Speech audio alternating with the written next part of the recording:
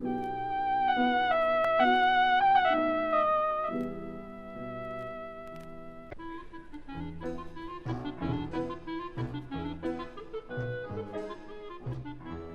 à tous. Dans la paracha de cette semaine, celle de Tzav, nous poursuivons bien sûr la préoccupation centrale qui est celle de l'ensemble du troisième livre de la Torah, le livre de Vaïkra, c'est-à-dire que l'on continue à décrire les sacrifices, leurs offrandes, les différentes catégories. Ce qui va retenir notre attention plus particulièrement aujourd'hui, c'est un simple passouk, un verset. Un verset qui nous dit qu'il fallait qu'un feu existe constamment sur l'autel, dans le Mishkan, le sanctuaire dans le désert, puis ensuite dans le Beth Amikdash, dans le temple. Esh tamid tukad ala mizbeach lo tirbe. Un feu perpétuel, tu entretiendras sur l'autel. Il ne s'éteindra pas. Alors bien entendu, on en comprend la nécessité de ce feu perpétuel, on en comprend l'usage aussi. Il s'agissait que sur l'autel, cette pièce essentielle, cette pièce maîtresse du tabernacle, du Mishkan, puis du temple, il fallait que tout soit toujours prêt afin que toutes les offrandes puissent être apportées, puissent être offertes, tout simplement. Mais on sait que chacun de ces détails, rapportés par le texte de la Torah, chacun de ces détails contient pour nous une leçon essentielle.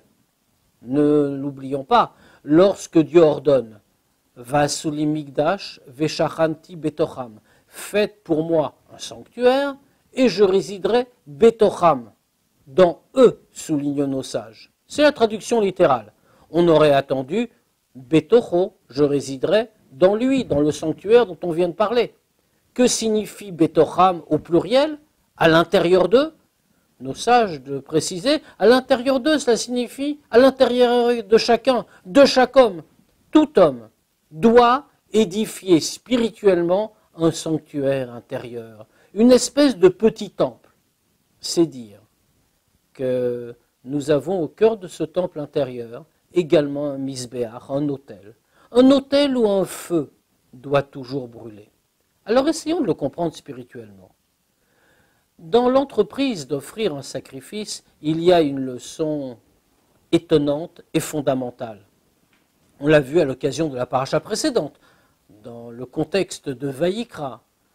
Offrir un sacrifice à Dieu, offrir un animal à Dieu, cela signifie offrir tous les constituants du monde, apporter un animal, apporter sa vie matérielle finalement, ses talents, ses dons, ses qualités, offrir tout ce qui fait son environnement à Dieu.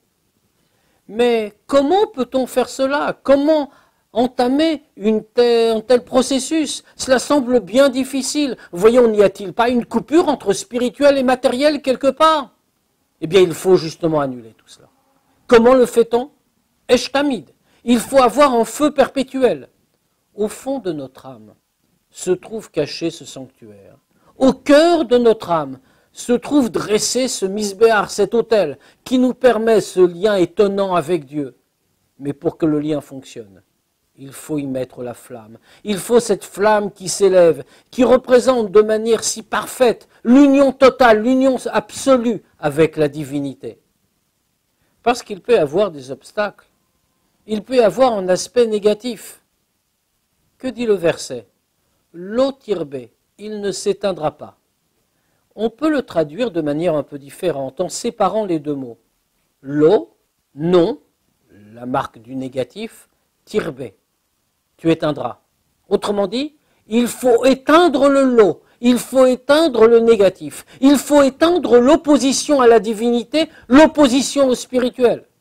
Ainsi, nous comprenons la nécessité de la flamme. Oui, parce que finalement, il est possible d'accomplir le service de Dieu. Il est possible d'étudier la Torah, de pratiquer les mitzvot sans chaleur, sans enthousiasme. Il est possible de le faire de manière tiède.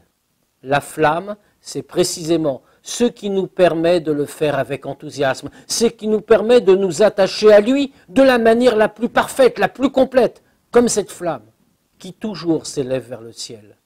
Alors nous le savons, dans la mesure où nous accomplissons la volonté de Dieu avec la chaleur qu'il faut.